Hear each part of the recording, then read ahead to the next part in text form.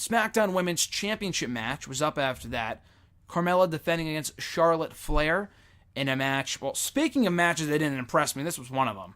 This really should have been a lot better than what it was. Charlotte Flair, great worker, not a miracle worker, unfortunately. Carmella has been impressing me a lot like Big Cass, her former boyfriend in real life. Her former valet, her former, tag team partner on NXT TV, whatever. A lot like Big Cass has been impressing me on the mic in recent weeks. In the ring, this was her chance to really have, maybe not a 5-star Matt Classic, but show that she is capable of holding her own as a champion on the SmackDown brand in the ring. And she failed. She just flat out failed there. This was not a good match. Easily the worst match in the entire show. If we had to rank these from best to worst, the best would be the opener. The worst would easily be this match. This was just terrible. Just a lot of awkward spots. Carmella did nothing but yell the entire time, which normally I'm fine with. On this show, it was just like, oh my god, just fucking do something already. But no, this was not good. Carmella did technically win clean. Charlotte went for the back moonsault, and Carmella, kicked her knee underneath her or whatever, and then immediately pinned Charlotte and won. I was expecting interference from the Iconics. I mean, it was a good win for Carmella, but the match itself sucked. The match was no good.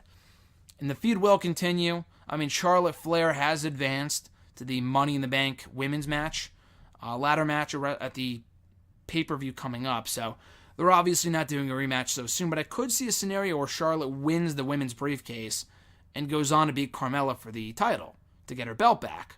Because how, poetic would that be?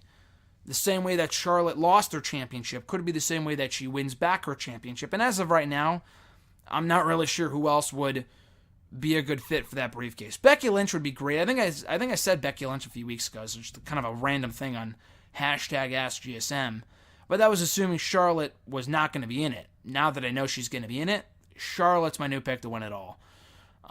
Which isn't terrible, but I really wish they would go with a fresh face. And Charlotte is the queen bee of the SmackDown women's division. I get it. But they got to start giving more women opportunities. Becky Lynch has been an afterthought for well over a year now. Naomi had her shot. I don't know if I'd be okay with her winning the briefcase. She won that Battle Royal at WrestleMania, which really meant nothing in retrospect. And on the Raw side, you have Ember Moon.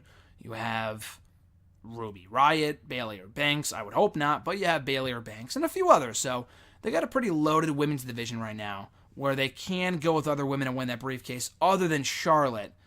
But I still think that Charlotte's going to win it anyway.